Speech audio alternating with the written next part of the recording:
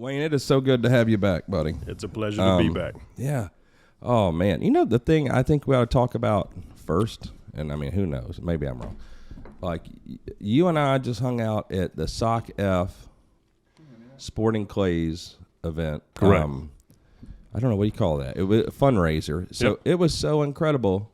Like last year at that event, incredible event in Georgia, and I know you're all into those Sporting Clays. Wayne Sporting Clays, Weber. And Sock F. And Sock F. I haven't missed one yet. Well, you're doing better than me.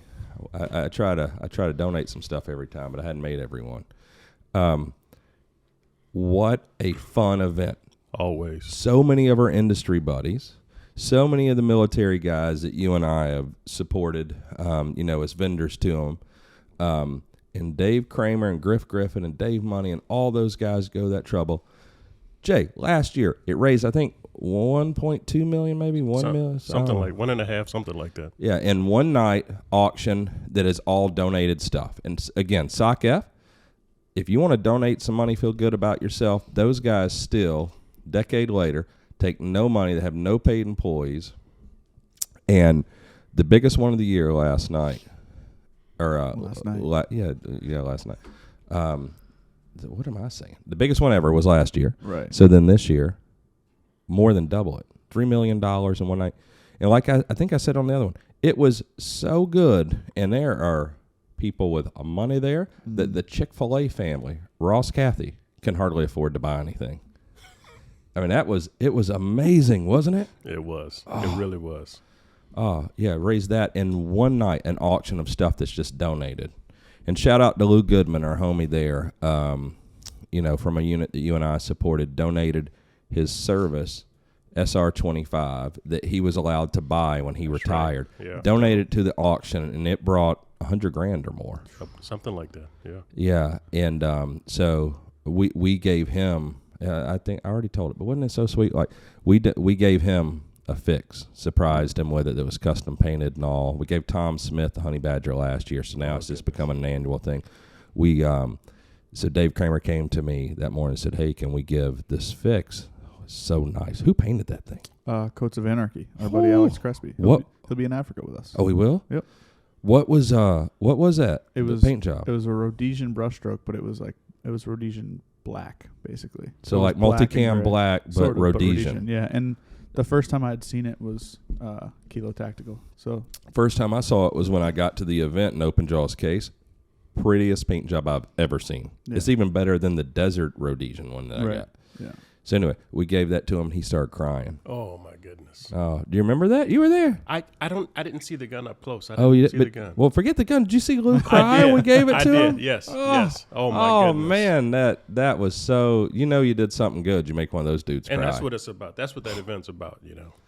It was. What'd you take away from that? And I'll tell you, anybody that can get an invite to that event, or you can get there, you are an idiot not to go. Oh yeah, yeah. But so, what were your favorite parts? It's the dinner always is the live auction. It's amazing. It's from the beginning when the guy does the upside down paintings. Yeah. Oh my it's goodness. Singing while he does it. Yeah. God, I wish I could even sing like that. Oh my goodness.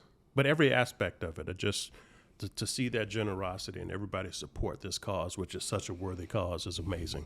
Yeah, and people there buy something in a live auction for $100,000 and turn around and give it back. Correct. And let them auction it again. Yeah. Oh, I want to be that rich one day. Yeah. I'm gonna do that stuff if I am. It's something to see. Yeah, isn't it? Yeah. I mean, it's amazing, and just some of the stuff that pops up there. Remember last year, part of the Black Hawk that they went back a few years ago and got from Somalia from Black Hawk down. Yes, that's so crazy. They ran a mission to go pick up right. part of that Black Hawk that was still there, I guess, stuck in the ground, and they got it, and they auctioned it off last year. Wow. Was Caleb there this year? I didn't see Caleb. He's all over the world. Caleb, man of mystery, man. Yeah. He might be a cyborg. He's almost like the Elon Musk of our industry. He was we saw him at SHOT when we had lunch with Eric Burt, and then he went over and met up with Caleb, and Caleb had like a little beard going on. He was in disguise. Caleb is such a character. He is such an incredible person to be in our industry, and we're lucky. And I love hanging out with him. I didn't see him this year. Yeah. Cool dude.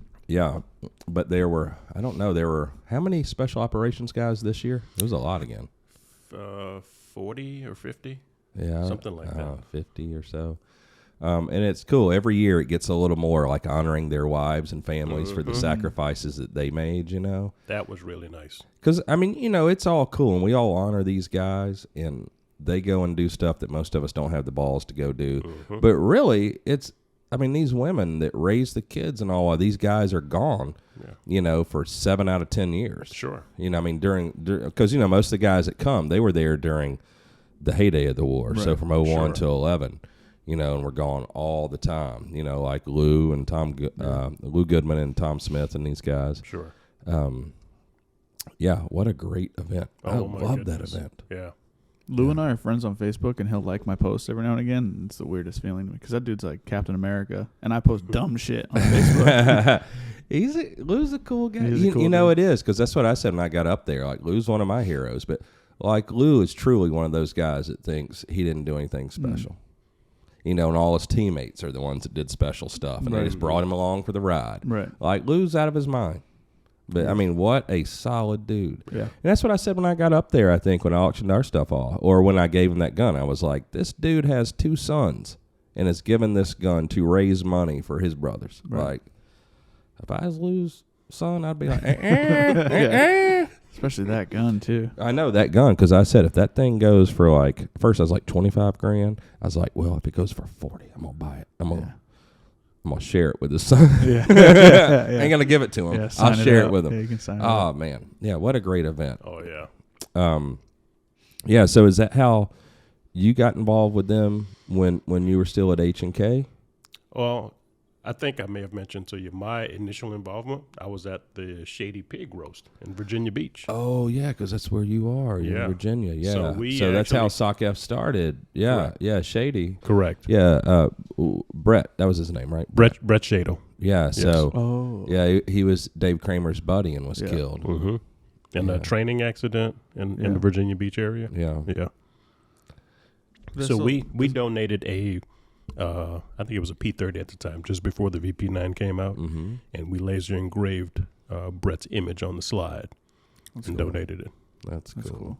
I think that's what Dave Kramer said he made the mags. I think that was for him. Yeah, correct. The first like red mags. Yeah.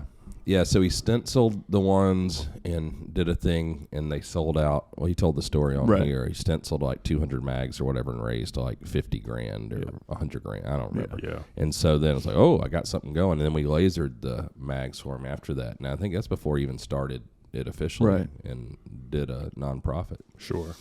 Yeah, that was cool. I had a great time. Well, man, so you see, I went and I tried to dig out in the library some of my HK stuff. Yeah. He asked me to bring my MP7 in. So I did that. Yeah. What do you think about it? Show everybody how to turn that optic on. We don't know how. Yeah. I mean, that is such a fun gun. It's a cool optic, though. I've not seen this little Zeiss like that. But it's neat. It's lightweight. It's just incredibly difficult to figure out how to turn on and adjust and stuff. Everything on here is just cool. You know that exact gun is so can you extend that stock? Do you remember how from your days of using that in combat? Yeah. So you're in the first position there. And so I think this is the 2-position one. See if it'll extend some more. I don't think so. Oh, yeah. Sorry, it's my other one. Yeah, your other one. So that one, and that might even be the full length of the original one. But the original, when they came in, and that gun in particular, that was one of the first ones. So I got that one from the probably from the dudes that were using it to make new silencers and stuff for. But the stock was so long on it. I don't know what. That's one thing the Germans like. That was on a Friday. They were having fun. They were probably getting high. I don't know what's going on. But that thing, if you were not 7 feet tall, you could not shoot it in the extended position. And so do you remember the first ones only had the full all the way out position? Only one position, correct. And so they quickly came out with the one that fits like guys under 6'4". Normal humans. And so I had the old stock off that one. They sent me one to put on my gun. And I had the old stock that only had the original length. And just a little piece of trivia here. The original prototype Honey Badger, the Noveske receiver with the Knights parts, and then we 3D printed the stock and all that, we used that old stock and cut the rails off, and those were the rails on the original Honey Badger that we demoed for SOCOM and got the contract on. Came from the stock that I took off that gun. Well, do you know why they did the shorter version of this, the 2-position? Because Kevin asked him to. Well, that also. But to be able to use it with body and armor. Without body armor. Yeah. Correct. But the full length, that's the only thing on the gun that ergonomically is screwed up. That gun is so fun. Yeah. Man, I love it. It's my favorite that I own. I don't think everybody's ever approached a system quite like that, where if you look at the fold-down Partridge-style sights, you can actually bring it up and shoot it like a pistol. Yeah. With the Partridge sights, yeah. Yeah, And then you flip them up. Oh, right. And then you have rifle sights, That's cool. Did you notice that in all your times of shooting at Jay? Yeah. When the sights are folded down, you still have sights. Right, exactly. Yeah. What else do you remember about this? Not you, Jay. We don't want any more bullshit. Yeah, no. But I remember too when John Clements was telling me when he got them all that the first thing he did was they cut that front grip off. He just sawed them off, Correct. and I think they had a little rail system thing on there. There was a vertical, a Picatinny rail under there that you could just put a knight's forearm or any of the. Yeah. Did that become the A2 or the N or whatever? That was the more current version. Yeah. They had different versions? Yeah. The original that never went into series production was the MP7. What you have here is the MP7A1, where they made a number of changes to it. Oh. Yeah, did you know that, Jay? Did you know you had an MP7A1? I did, yeah. I actually knew it was the A1, but I thought it was probably one of those things where they shipped the original ones? They did not. It never went into series production. But the whole, the length of the receiver was slightly longer with the A1. Oh, it was? Correct. So was this designed because of the realization that 9mm is just not as potent? Was it designed specifically to compete with the MP5, or was there a special purpose? You should have listened to our last podcast. Well, I know, but it was to penetrate. We needed some penetration. I don't know. They had some Kevlar helmets that we wanted to penetrate at 150 meters, and 9mm bounces off of it like a pebble in the water. Oh yeah, that's right. That is correct. Yeah, yes. That's what I thought. I was just making sure you guys had watched the podcast. Did you ever see the pistol that they made? The 4.6 pistol? Yes. Yeah. Yes. Yeah, not quite as refined.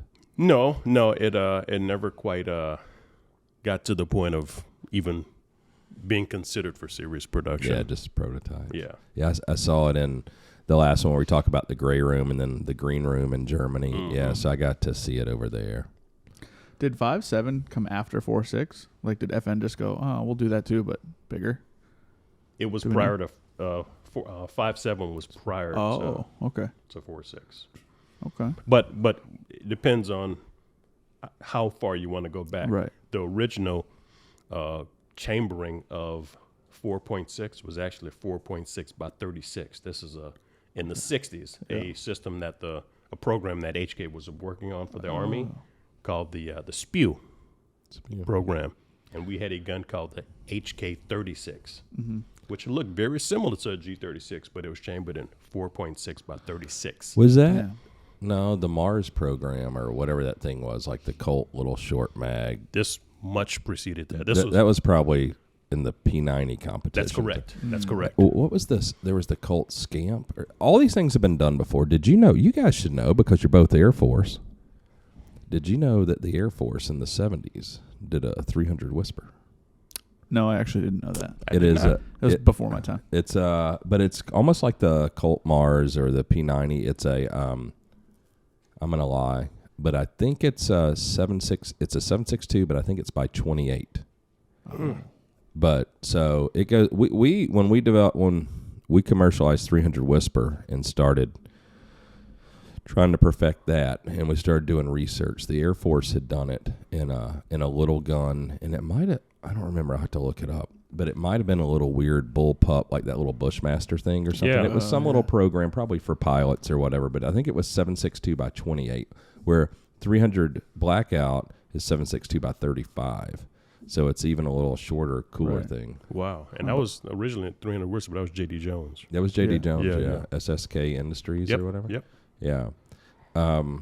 Yeah, And so was the should have done difference- what we did. I think we've covered it probably, but the difference or the improvement that you made on 300 Whisper, was it the ogive? Was it the chamber? Like, yeah, so it was a couple things. So it is the shoulder and the throat, and we're able to get a little higher pressures. But the primary thing that makes it function was so 300 Whisper and 300 Blackout is like 223 and 556. right. But then also designing the bullets of the correct ogive, so the correct shape. So not just using 308 Win Mag bullets or 300, Winchester Magnum, but the right for that length case, the right shape bullet to feed reliably out of a magazine and into M4 without modification. So that's the thing. It's like you got to have reliability, you got to have quality. Right.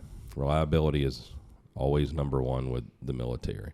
And that's really what it took. I mean, he could have done it. He just, it's hard with ammo. You want to own everything, but you got to make it work. And a stoner, you got to make it work. And a bolt gun, you got to do all these other things, where I think JD was probably a little more single-minded with it. And he wanted control and ownership. Yeah. And, we're going through it right now with 8.6. Like, you just don't get to own ammo. You don't like, you can own the name, but as soon as, you run it through Sammy, you give the right to that up. Correct. And if it's not a Sammy recognized cartridge, then what are you doing? It's just a Wildcat, whatever.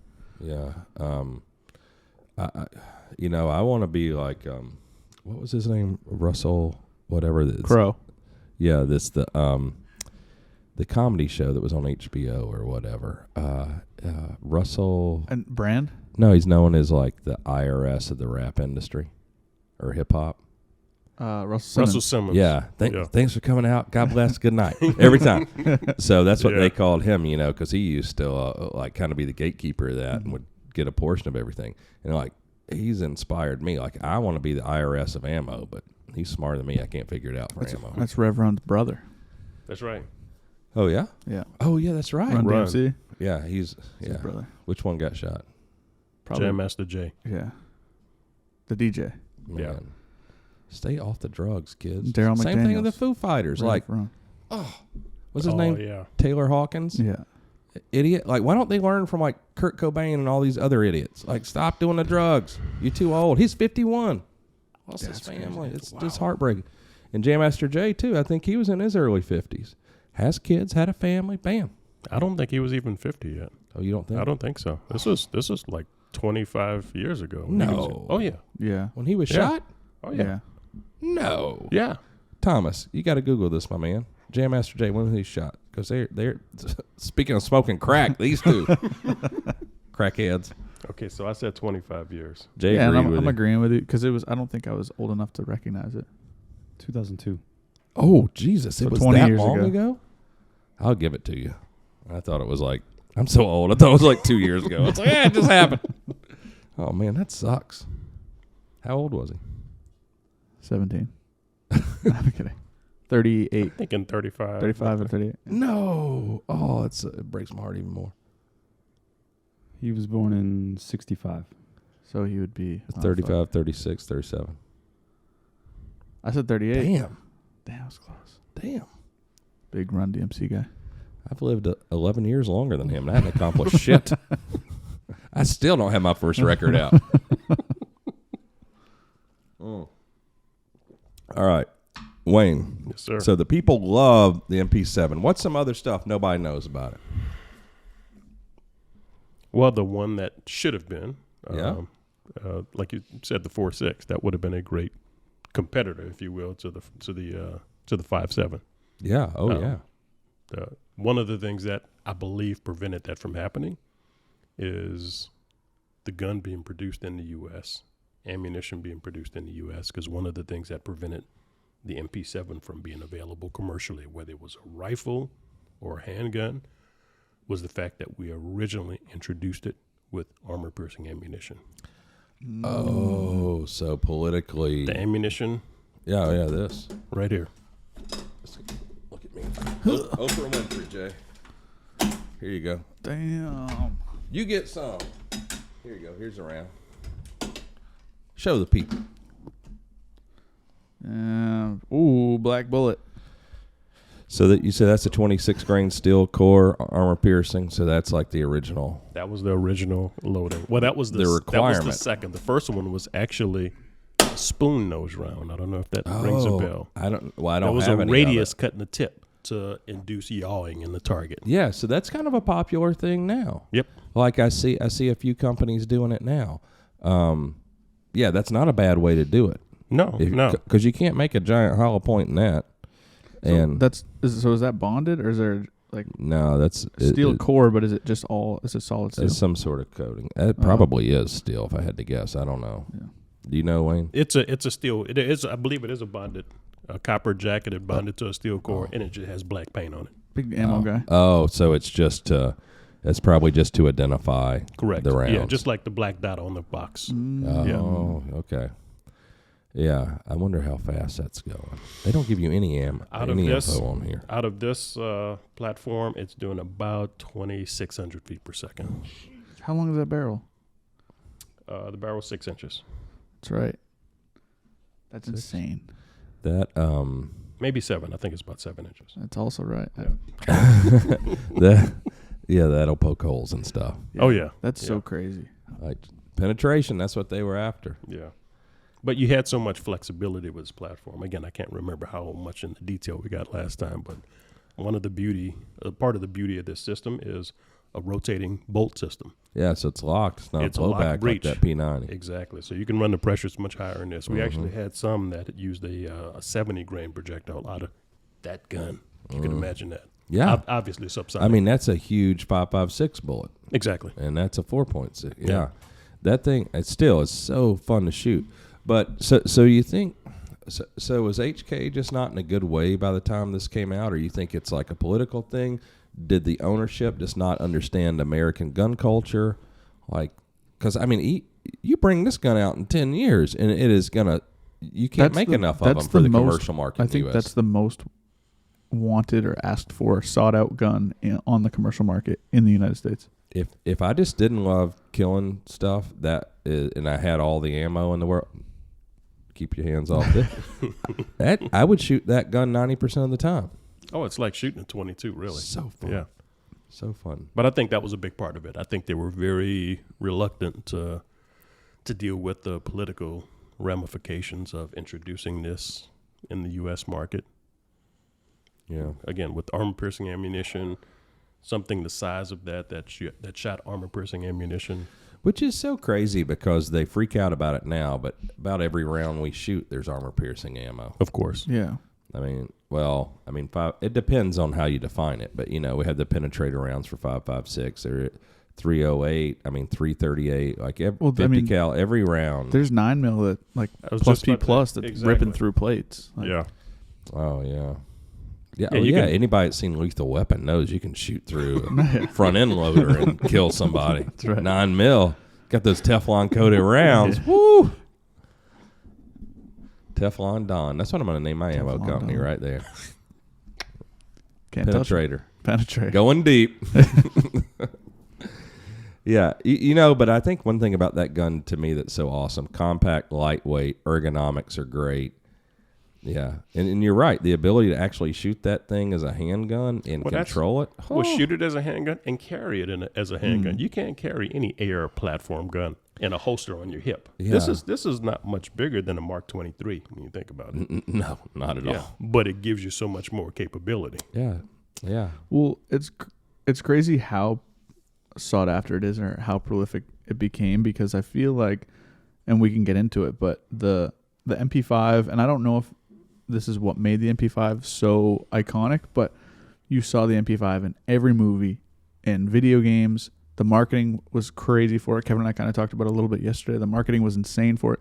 I don't think the same thing happened with this other than video games. It was in a ton of video games, but the first movie that I saw this gun in was Stealth with Jamie Foxx. Oh, really? The hell's that? It's like you don't remember that? It's like they're pilots, but it's like a space age, like sci-fi. Yeah. Not a real plane. There's no sci-fi after Star Wars. Fuck that. Well, let me ask you that. What did you guys? Because this is probably even before when you were in the military. But you know, when you and I were kids and young adults, and we see Arnold Schwarzenegger, Bruce Willis, whoever it is, Sure. Rocky Balboa, they always have MP5s. Did HK in America participate in getting those guns in movies? Did you ever, in your tenure at H&K and being president, did you guys work with the studios or Never. We never really. never- We had a relationship with a lot of the movie accounts, but we never did product placement in any of those You didn't? movies. Actually, a lot of the movies, Predator, for example. Yeah. I don't know if you remember Carl Weathers. He had the Oh, MP5. my man. Yeah, That doesn't he get his arm like He cut sure off did, or yeah. something? While the gun was still Yeah. shooting. But that was actually a cut down barrel HK 94. 94. Yes. Yeah, you know, I actually had the opportunity to buy. What was the one? It was from a popular movie. It may have been that one or Die Hard, but it was one. You can tell it's a 94 because the barrel's cut. There's no 3-lug barrel. Correct. So about 25 years ago, all those movies were sold, and Dan Shea got them all. Oh, yeah. And I had the Yeah. ability to buy. It's probably that gun, and didn't buy it. Oh, you know the one I really regret, the Mac 10 from Pulp Fiction when they're in Bruce Oh, Willis's goodness. apartment, and John Travolta goes to the bathroom, Yeah. leaves it on the Yeah, counter, and shoots him with it. I had the ability to buy that, and it was like $2,500. Like I wouldn't even miss the money, and I didn't buy it. Like I'm so stupid. Wow. I know. Wouldn't that be a cool gun to Oh, own? my goodness. I would just leave it on the counter in the kitchen. Yeah. Yeah, so the prop house and all just did it, and you guys never did product placement there. We never did. HK got so much product Right. placement. We did. Oh Yeah. my god! Just This is because the only we had cool gun. shit. Yeah. Yeah. Well, yeah, I guess, I mean, a lot of the products did look, for that time, super futuristic, space age, whatever. Yeah, you And- mentioned Die Hard. You remember Bruce Willis, the MP5 Yeah. of Die Hard. But the bad guy, Hans Gruber, remember the P7? Oh, yeah, we talked about it in Yeah. the last one. Yeah. He had the nickel plated one. Yeah. Yeah, the P7. The P7 is one of those weird ones where not until it's dead and gone does that thing get popular. I know, Like, and I it's super always popular. loved that gun. It's a cool one. And it's super popular now. People Yeah. spent like $5 grand Oh, for 'em. goodness. They don't make them like that anymore. You talk about a perfect gun to suppress. Fixed barrel. Yeah. Yeah. Yeah, we did. We talked about it in the last podcast too. We suppressed some. And Jim helped. Jim That's right. Schatz helped me out with Oh, yeah. that. And I thought I don't know if I ever told this part of the story. So whatever Jim told me, or someone told me, made me think they were going to the Navy. And so we had to do like a special kind of silencer for him and all. And so the model of the silencer was Navy. And years later, I see these in an arsenal at one of those classified groups. And, it's in like every locker with every dude's stuff. And it was not the Navy. No. But the silencers were engraved. Yeah, that's awesome. They probably hated that. Yeah. So he either threw you a curveball or they went to them and eventually the Navy? I think Or the Navy and he then threw eventually me them? he threw me a curveball, I Yeah. think, or I just was dumb and misunderstood. But good for Jim for keeping a secret. But maybe they were engraved Navy because just about every gun, for the most part, that we did a threaded barrel on, we called the Navy model. Yeah. Yeah. Yeah, they had those Qualitech half 32 silencers. So Were they just the only people using cans at the time? they were very progressive. They were way ahead. When we started working with other branches of the military, since the late 70s, the Navy had silencers on lots of stuff, pistols, subguns, machine gun, like a lot of things. And, the Army groups, they had the MP5 SD, and they maybe had like Silence 22 pistols that were from Military Armament Corporation or Psionic, Yep. so companies from the 70s. They didn't have any. They just like didn't believe in it, man. It is interesting when you start working with the groups. Like I've done very little with the Air Force. I can't speak to that, but Army and Navy a lot, and we didn't really work with the Marine Corps a lot because they didn't have any money. But Army and Navy, it is just different mentalities, man. Those, like, Navy's pretty cool and open, and the Army is like, we do things this way, you know, very, very different. But they had very few. I mean, you know, I'm not that old. When I started working with them doing silencers for them, they had very few silencers. They didn't use them on their sniper rifles. They didn't use them on their assault rifles. They didn't use them on. They had some, like the Knights. It's the M4QD before the MT4.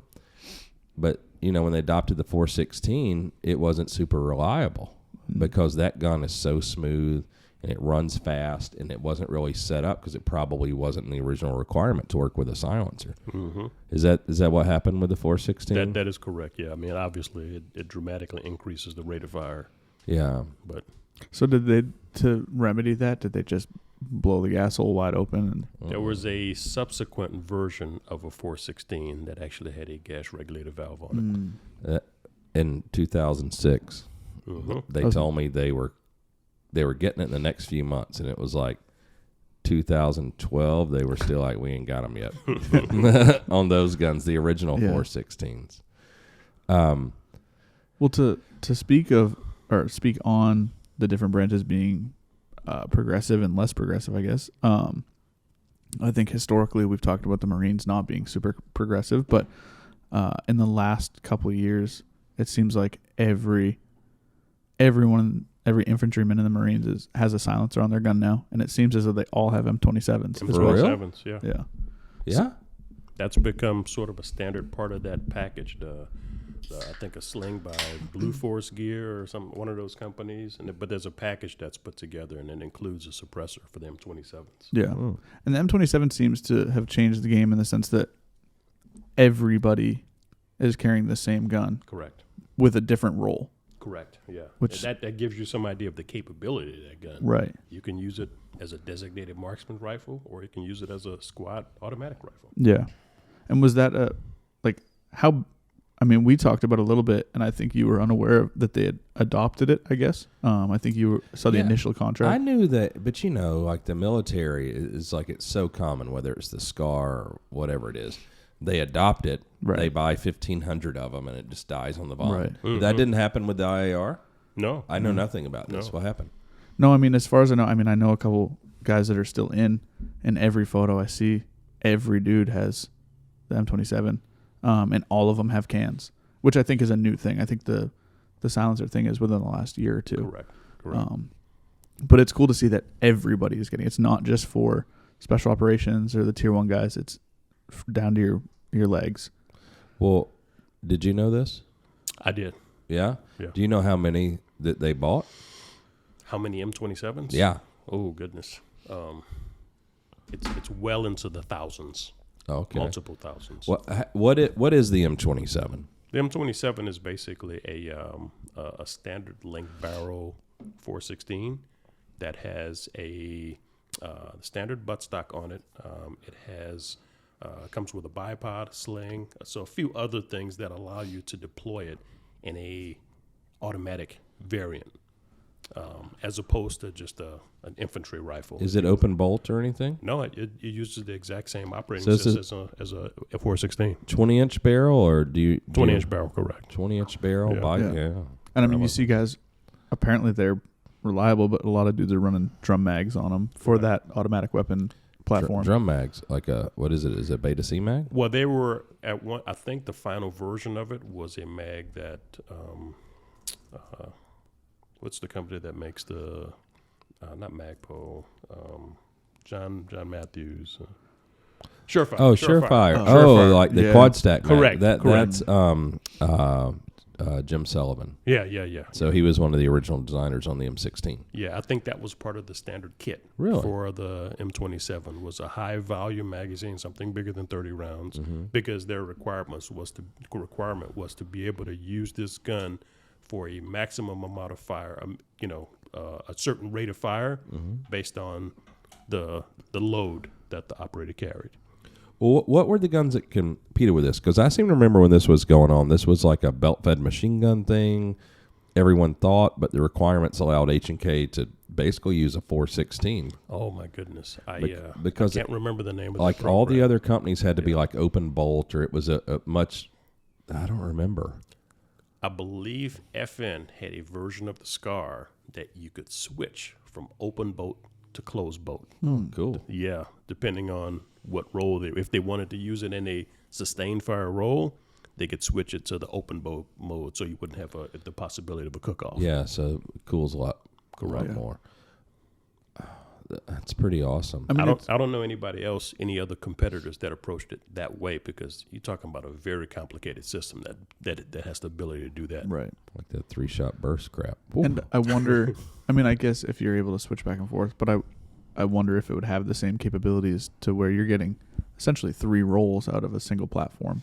And you have that interchangeability. And then there's that, if I'm watching 16 guys walk down the road, I can't differentiate who's. That was a big part of it right there. You just hit the nail on the head. Yeah. Like, you can't differentiate. The machine gunners and the snipers. That's the first guys they're taking out. Is the guy with the heavy volume of fire. And if you can't tell, then everybody's on equal footing. That's pretty awesome. Yeah. What makes that gun so good?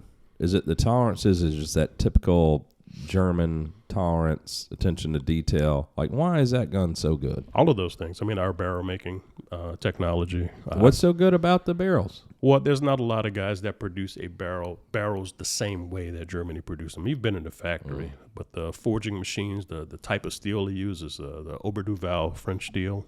It's just a combination of that recipe is hard to duplicate.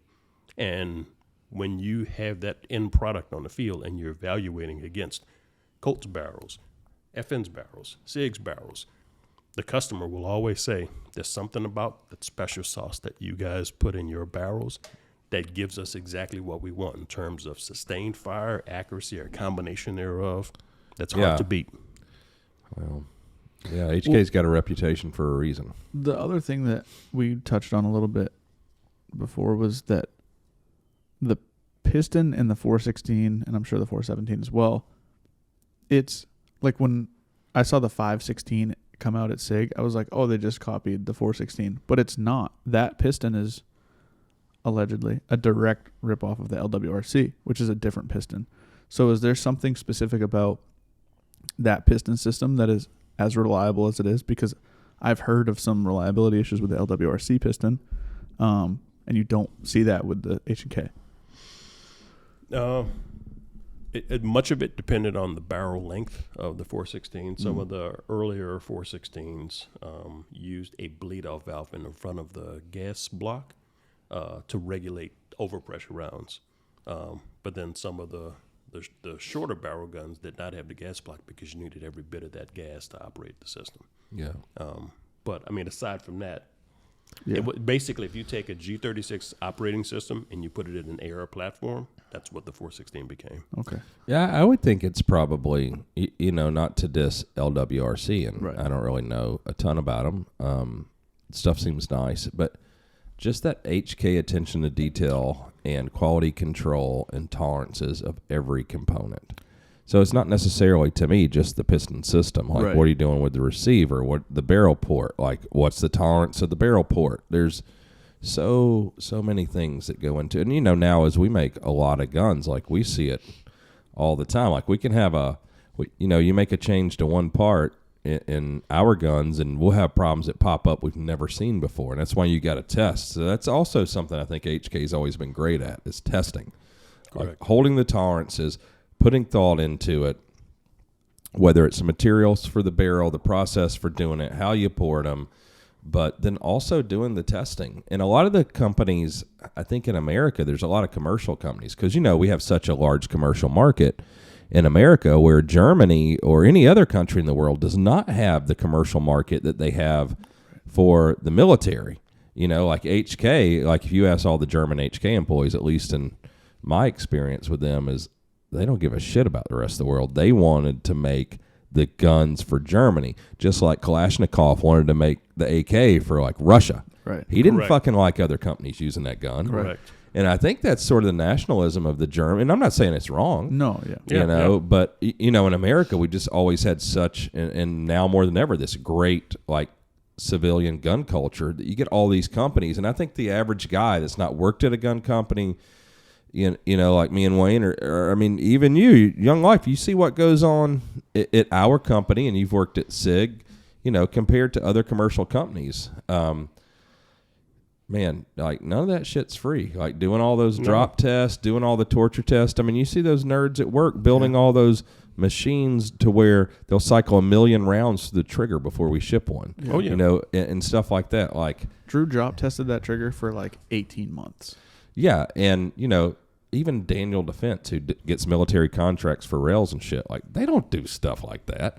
You know, and I don't know if LWRC does, but like I doubt it. I mean, most commercial companies, you don't understand it until, I think Ethan and I were very fortunate, young in our careers, to just be exposed to those guys. And we had no idea what we were doing when we started working with a lot of the tier 1 groups. And they bring you there and they're cool with you and they see your potential. And it's like the maturity of those groups.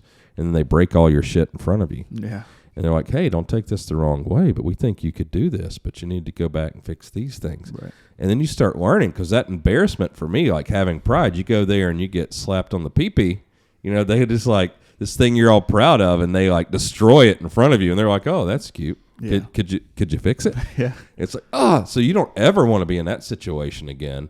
And, you know, I don't know if that's just like a German mentality or culture, or it's probably what happened to them early on. So you start thinking about all these things before you introduce the product. That's amazing feedback when you have a guy that's best. on the front line, because there have been many conversations where me or Jim would have a conversation with the Germans about a customer, whether it's Special Forces or Border Patrol, and say, hey, they broke this. Can you tell me why this broke? Oh, they're just abusing it. But then when they're standing in front of the guy and they're showing him the lug that ripped off of the bottom of a P2000 barrel, and the German engineer's like, I've never seen this before. You know, well, it's right in front of you. I didn't make that up. Yeah. But one of the things a lot of people don't realize about HK Germany, and I don't know if this is still the case, but for many years, I want to say the number was maybe about 30, somewhere between 30 and 40% of their staff in Germany was dedicated to R&D. Holy shit. Yeah. What other company can claim that? Q. Yeah, Q. But no, I mean that is something. But you know what that shows too is, you can't ever. Well, and the Germans are so kind of black and white in my experience in dealing with them. You know, it's like, hey, what's the requirement say? Exactly. And they'll build to that. But with those requirements, it's like, well, if you build the gun for the German Army or for U.S. SOCOM and you have this requirement, that's what they're going to test to. So then you sell it to Border Patrol and they're doing something different or using different ammo. You know, those Germans, they probably never done that, because you can't run all the tests that everybody in the world's going to ever do. It's impossible. Like you just talked about the trigger, like our AR trigger, Honey Badger trigger, we just did. And we spent, and it's probably been more than 2 years at this point, but the drop test probably was 18 months total. Yeah. All these configurations, all these different things, all these versions of it when we'd have an issue to fix it. And it probably at 6 months, every other AR trigger we had would fail the drop test. Yeah. And we kept going, because by then we had an opportunity with the European military and government who were selling the trigger to. They were the first ones that bought the very first triggers that we did went to European government. Wow. But you know, we're doing the NATO test, we're doing the US test, and everything. When we'd have a problem, we just keep going. And to me, you know, that's inspiring for me from working with tier 1 groups and for, you know, understanding like H&K and those crazy Germans, and that's what they do. But one of the greatest things that many customers started doing on the U.S. side in terms of putting a solicitation out there is establishing a threshold requirement and an objective requirement in the same bid. That kind of set the mediocre guys apart from the better guys. Yeah, I know in the original Honey Badger deal, you know, we were sole source, and then when I was fired, all that changed. But they had, we did the gun, they sole sourced it. I was fired. They waited for me to go back to work. Didn't really happen. They developed the ammo. They run then an open solicitation because they didn't, in my opinion, they didn't have the faith in Remington. 12 companies submitted guns. This is like 3 years later. And it goes down to a down select, and it's the Honey Badger that Ethan and Eric Burt and I did, and the MCX, and Ethan and I are at SIG at the time. It was funny when that contract was announced. Ethan and I left work at lunch, like we figured it out, and we go to lunch. We're having beers, like and getting drunk, and it's like, we don't know if we're happy or sad. Yeah. Like it's like, which one of your kids do you want to win? Like I don't know. Like I don't know which one's the most like me. But that goes to show you working with those groups and everybody else. At the 11th hour trying to do a gun, and we're talking about real companies. Sure. LWRC, Beretta, like real companies. LMT, like submitted guns to this contract, and still didn't beat the Honey Badger that we did 4 years before. Right. Yeah, that's interesting. Well, we touched on it last podcast, but the 416 was such a success, and the 417. Hey, killed Bin Laden. It did. Appreciate you, Wayne. The 417 didn't. No. So, I think now you see the G28 is fairly prominent with some units, but do you know what happened with the 417? Like, why do you think that it wasn't as loved, I guess, or accepted as the 416? So the 417, the 308 larger version of the 416 family. Mm-hmm. Yeah. But it took a whole nother. The G28 I heard you mention was very different than the 417. That was a German program. It was a highly accurized 417, if you will. I mean, really the only difference or commonality between 417 and G28 was the caliber. Really? Almost everything else was different. The upper receiver was steel or titanium or something, wasn't it? It was a steel upper receiver. It had the the pins that you had the pressure pins where you had to push on the opposite side, like an MR556 and an MR762. Okay, yeah. You couldn't just push the pins out. You needed a pin or device to push in. So basically, they press together and create interference so the upper and lower aren't wobbly. Correct. Yeah. That's a cool idea. That is cool. But the G28 was an incredibly accurate platform. Okay. And I don't know if I told you a story. Jason Kuhn and I happened to be in Germany shooting the G28 at our 600-meter range, and I shot a 4-shot group at 600 meters that was less than half of an inch with the G28 at 600 meters. That's insane. I do that all the time. That was the exception. I don't know what's. No, that's incredible. Yeah. That's crazy. I've never seen the gun. I don't know that I could duplicate that. I don't know that anybody could. Yeah, especially with a semi-auto gun platform as well. Exactly. Like with all the moving parts. Sure. Insane. I mean, I didn't know that about the G28. I figured it was just a package. Piston gun. It's a piston gun. It's almost the same operating system as a 417. Now, it had a lot of fancy stuff on it. Again, you mentioned the steel receiver. It had a very high-end Schmidt and Bender optic. But it was amazing. Schmoptic. Yeah. That gun shooting that. It is. I think you get the gold medal. I don't think anybody's doing that. Yeah. Yeah. No, I shot it at the range there in Obendorf too, but I did not shoot. I shot 300 meters and I did not shoot a half-inch group. But yeah, nice gun, but big and heavy. Extremely heavy. Yeah. Which again added to the accuracy to some extent. But you know, it's I don't know what the German requirement was, but I'm sure knowing H&K, it was exactly to the German requirement. Yeah. But I mean, when you think about heavy, the heaviest, most accurate sniper rifles at HK. Look at the PSG-1. Right. There's nothing light about that. Coolest gun. No. That is so cool. It's such cool. Was it the SL9 before the PSG-1? Like, are they similar? The SL9 came out after the PSG-1. Is that the thumbhole stock Exactly. thing? Yeah. Okay. The SL, which was a version of the SL7, which was the 7.62. Thomas, we need to post a picture of this right now, like that series of guns. That was the roller delayed blowback guns. Oh, it came with a tripod. It's a little bitty tripod for the PSG-1. It wasn't even a bipod. A very expensive tripod. Oh, yeah. Such a cool gun. Yeah. Still, I said it in the last podcast. I kicked myself. Like, I could have afforded it then, but it was a lot of money. I was like, I lived in an $80,000 house. I was like, $10,000 for a gun. It ain't a machine gun. I should have bought one. Oh. the whole setup. Were those? But it was cool. Were those widely used? Because I feel like PSG ones? yeah. No. I mean, that was, I don't know if you guys know the origin, but that was I don't. designed right after the 72 Munich Olympics when there was a hostage situation. Oh yeah, the famous posters you guys. Right. Exactly. HK does marketing right. Well, Yeah. I don't know about now. They might suck now, but man, when you were there and before you, like they were using these. Hey, Yeah. we shoot terrorists in the face with an MP5, Yeah. even if we got to rappel down a building and crack a window. Well, that's just it with the PSG one.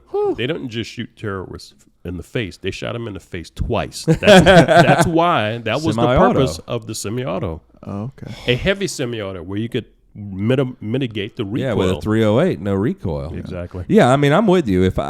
I talk about lightweight and all the time, but it's just like it's what I'm into because it's what I do, and it's like we can't do everything. Like maybe in 40 years it'd be like H&K, but like right now we just can't do everything.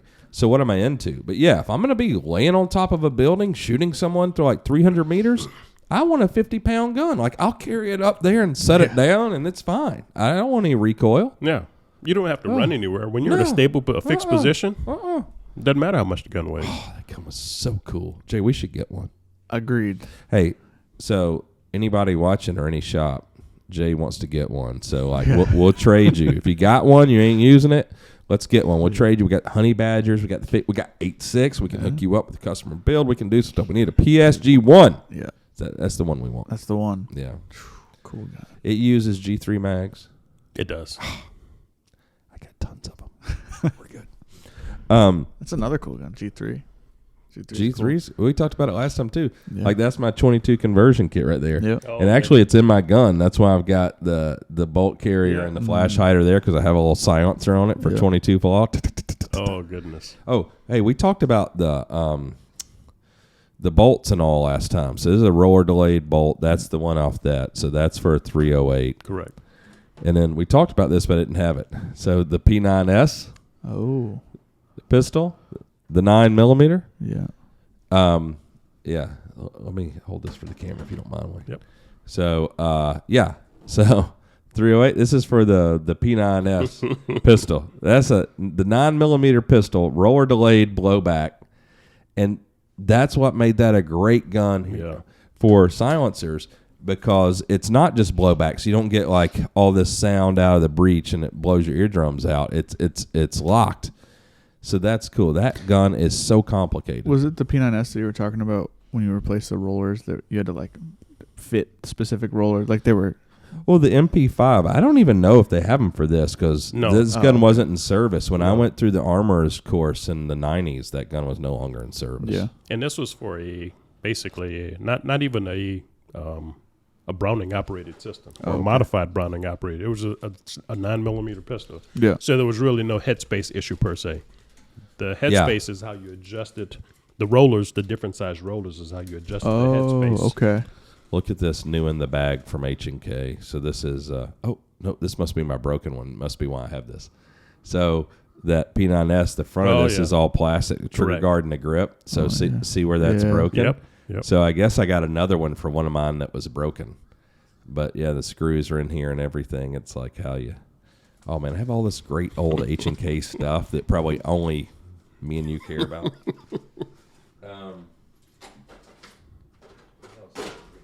You got the bucket of fun over there. I do. I have all this. Oh, look, this is for that's for a P7.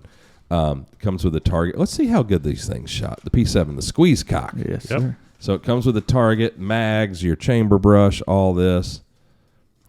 Jay, I don't have my glasses, and I don't know if Wayne does. You might have to read this for us. All right. So here's a target that came with one.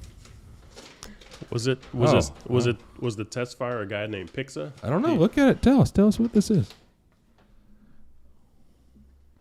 No, this wasn't him. What year is that?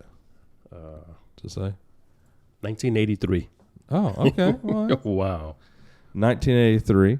And so in here, look at this. You got. How far was the? That's probably a 50-meter target. That usually 25 meters they shot pistol. Oh, okay. 25. Chamber brush. Damn. Magazine. Magazines. Yeah, 25 meters. Yeah. We do not recommend using less than 100 grain ammunition in this weapon. Correct. Oh, so you knew this. Oh, yeah. Wayne Weber knows everything about HK. Oh, look at this. Oh, so this is probably who I bought this from, or whoever I bought this from bought this from. Let me see this, Jay. This will probably make you cry. Probably. Okay. $48. Customer order number, date, January 30th, 1984. Henry Morgan bought this for $434, and his shipping, he had to pay $3.50. So my man paid $437.50, and he paid cash. I can't even get a Glock. Vollmer and Company in Illinois. Wow, that's insane. A Glock is literally more money than that. Yeah, so think about how dumb you feel. I don't know. This is like I have all this cool old H&K. Oh, I should send in this warranty card and see what they do. Look at this. Look at this warranty card, and it's all handwritten and stamped. So it's like handwritten over here. Oh, I got a 5-year warranty. I hadn't filled it out yet, so I'm gonna assume it starts now. Yeah. So model P7, and it's handwritten. Oh, it's so funny. Oh, HK got cocky. Right here it says limited warranty, and it says 12 months. So some little German scratched that out with a pen, said 5 years. Yeah. And serial number on here. It's a 5-digit serial number.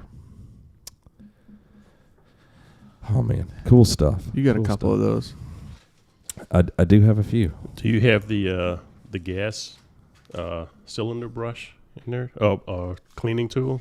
There you go. No. That's not it, and this isn't it. It used to be a flat tool. Wait, yeah, I got that. There you go. Hold on.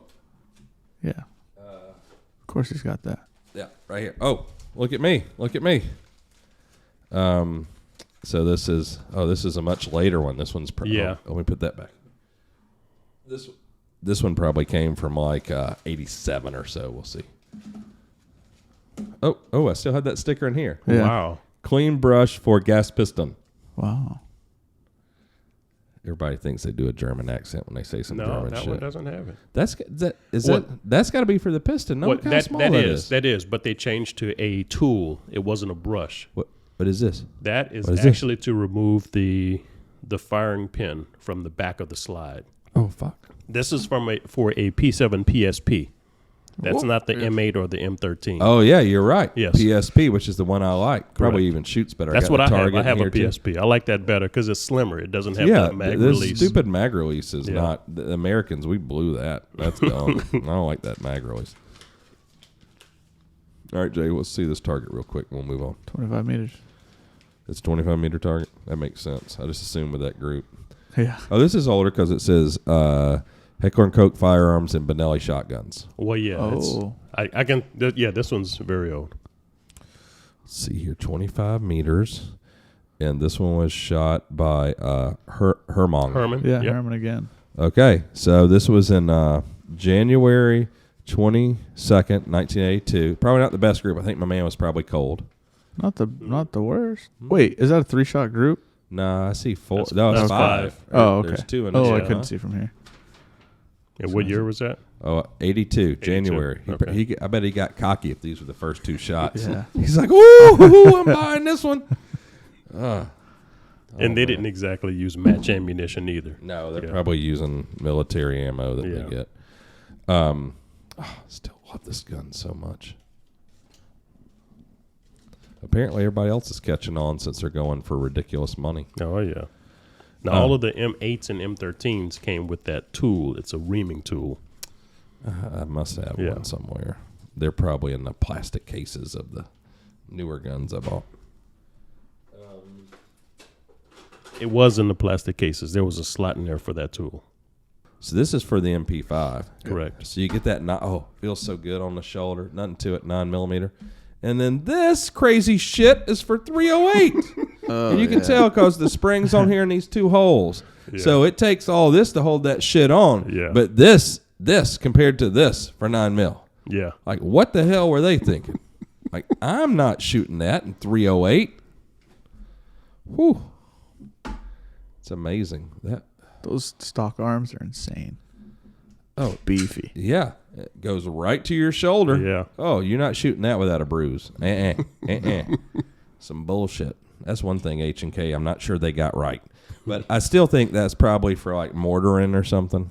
Like having a grenade launcher on there and you got to like put it on the ground and I don't know. Do you have an MGL? We need one of those. What's that?